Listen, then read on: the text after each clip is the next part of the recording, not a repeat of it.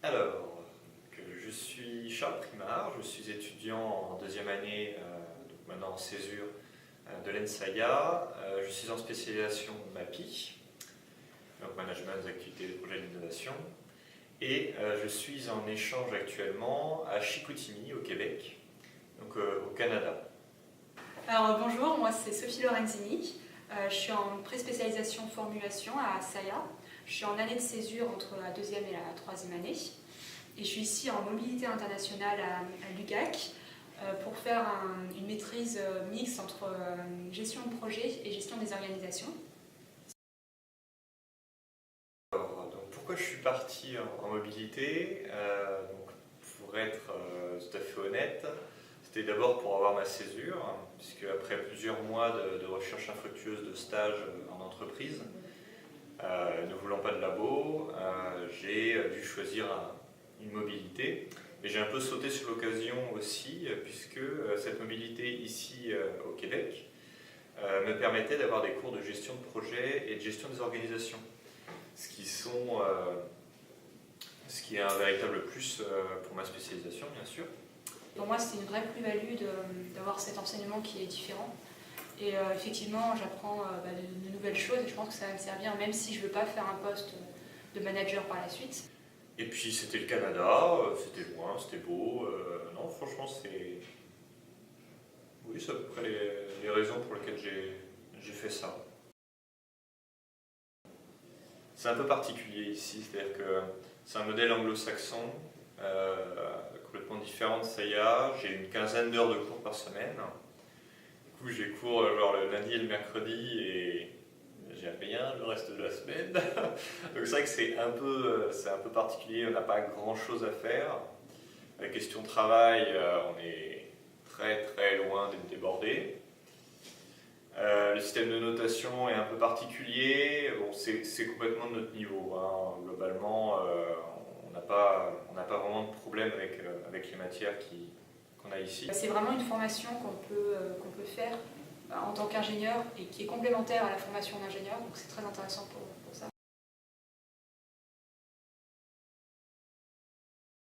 Ce pays est vraiment magnifique, il y a des super paysages et j'ai eu la possibilité de faire beaucoup de randonnées, de sorties dans la nature. On a pu aller voir des baleines et une fromagerie et un zoo sauvage avec des super animaux. Le Québec, c'est très joli. Les villes, le Québec, la capitale du Québec, est magnifique. Les paysages, c'est vrai que si vous aimez vraiment voir des grands paysages, voir des animaux chelous, voir des trucs comme ça, le Canada c'est très bien pour ça. C'est très facile de voyager. On a une semaine de relâche en plein milieu pour un peu comme une semaine de vacances où j'ai pu aller visiter des villes, Ottawa, Montréal et Québec. Donc c'est vraiment des grosses villes comparées à Chicoutimi et où on peut aller facilement visiter. Au Canada, le covoiturage est très développé, donc c'est pour pas très cher, on peut vraiment se balader partout. On peut louer une voiture pour pratiquement rien, l'essence coûte beaucoup moins cher qu'en France. Les gens sont très sympathiques, il n'y a pas de problème là-dessus. C'est très simple, c'est-à-dire que l'installation c'est très simple, trouver un logement c'est très simple, il n'y a pas de bail, on file le loyer en cash toutes les semaines, enfin tous les mois. C'est un peu particulier comme façon de faire. Mais non, enfin, il ne se complique pas la vie ici, hein, là vraiment. Tout est facile, l'administration est facile. Pour trouver un logement, ça se fait en 2 jours, pas besoin de signer de bail, on paye en cash. Il y a des grandes colocs, donc on voit beaucoup de gens, on rencontre plein de gens. À Chicoutimi, c'est assez petit, mais c'est une très jolie ville. En fait, c'est une ville touristique pendant l'été, donc il y a beaucoup de points touristiques, de restaurants, de choses où on peut aller. Même si c'est vrai que c'est pas aussi peuplé que Nancy. Je dirais que les inconvénients majeurs, c'est quand même que c'est en français. Donc au Québec, la langue officielle est le français. Donc en maîtrise, il y a principalement des Français. En fait, les Français comblent un peu les places manquantes. Mais les Français, en fait, vous allez vous rendre compte, c'est principalement entouré d'ingénieurs, donc d'ingénieurs d'autres écoles. Donc en fait, on se retrouve un petit peu entre Français. C'est vrai qu'ici, tout est en français. Les cours sont donnés en français et du coup je suis obligé pour ma deuxième partie de césure de prendre un pays étranger forcément. Ici il y a une étudiante assez développée. Il y a beaucoup de clubs auxquels on peut s'inscrire. Pendant moi je suis inscrite au club nature. Et ce qui est bien dans les clubs c'est qu'on est plus avec des Québécois contrairement en cours. Donc c'est là vraiment où on peut rencontrer des gens. Sinon tous les jeudis soirs, il y a l'EPU, le parti universitaire. C'est un petit peu comme nos cafettes, mais la version québécoise. Il s'agit un peu d'une grosse fête étudiante qui, quelquefois avec des thèmes, comme le thème d'Halloween. Il y a souvent des groupes, des groupes québécois qui sont invités, pendant qu'on a eu Radio. C'est clair, c'est pas ça y a. Bon, c'est quand même assez développé, il y a quand même pas mal d'activités. Les sports c'est particulier, en fait c'est pas... Il n'y a pas une équipe de volley, il n'y a pas tout ça, ou alors il faut vraiment faire un très haut niveau. C'est-à-dire que, voire même, en fait, ils te mettent à disposition des créneaux, mais il n'y a pas de prof qui va avec. Par contre, ils ont 2 salles de muscu. Super.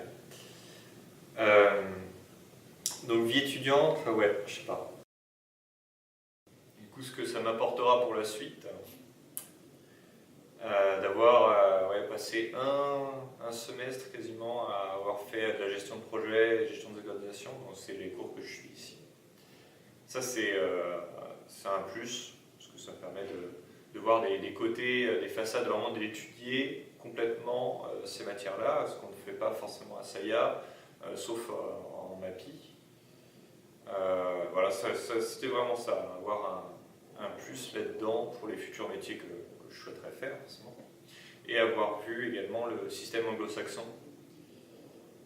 Ça, c'est quelque chose que je voulais personnellement, voir comment on étudiait aussi à l'étranger. Et puis forcément, pour le développement personnel, c'est toujours bien de voyager, de voir d'autres pays. Et bon, le Canada, c'est la première fois que je mettais les pieds sur un nouveau continent. Pour mon prochain stage, en fait, c'est quelque chose que je vais mettre vraiment en avant. Parce que ça change un petit peu des formations complémentaires en scientifique. Puis en conclusion, c'est vrai que pour venir ici, il faut vraiment être intéressé par les cours. Il faut vraiment venir ici pour avoir quelque chose dans le management, etc. Parce que c'est un vrai plus. Mais le côté francophone est quand même très relatif.